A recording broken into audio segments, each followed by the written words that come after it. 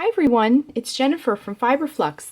In this video, I will show you how to knit the garter stitch. This is one of the simplest stitches in knitting, and it produces these little ridges, and the fabric is completely reversible, as you can see, and it does not curl. So it makes a nice sturdy fabric, and it's very easy to do. So we're using some worsted weight yarn, and for your particular yarn you'll want to check your label. You can just look at the back for the recommended needle size for your particular yarn. And I also want to show you, before we get started, how it compares to stockinette stitch. Stockinette stitch is this swatch here, and it's these iconic little V's that you see in knitting, and that's produced working rows of knit and purl. And the garter stitch is worked just with knit stitches. So let's do a row. We'll continue, we have a little swatch here, and we'll continue with our swatch just to give you an idea. So you're just going to knit all the rows of your swatch or your project.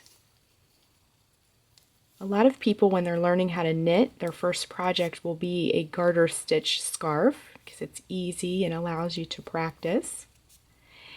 And I also wanted to mention, to master the knit stitch, if you're still learning, you'll want to check out the Fiberflux video on how to knit a stitch, or the knit stitch. And that will show you how to master the actual knit stitch. So we're just working all knit stitches to the end of the row.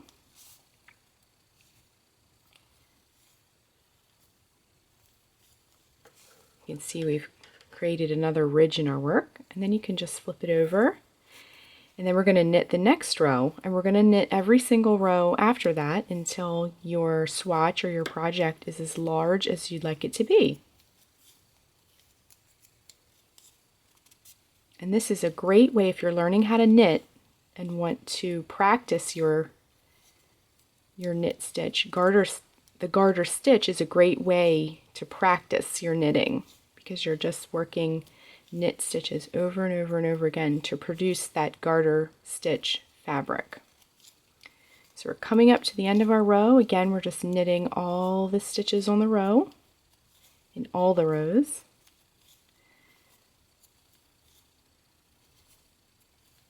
Just like that, and then you can kind of straighten everything out. I like to just give everything a tug just to align everything properly.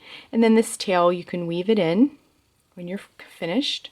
And there we have the garter stitch.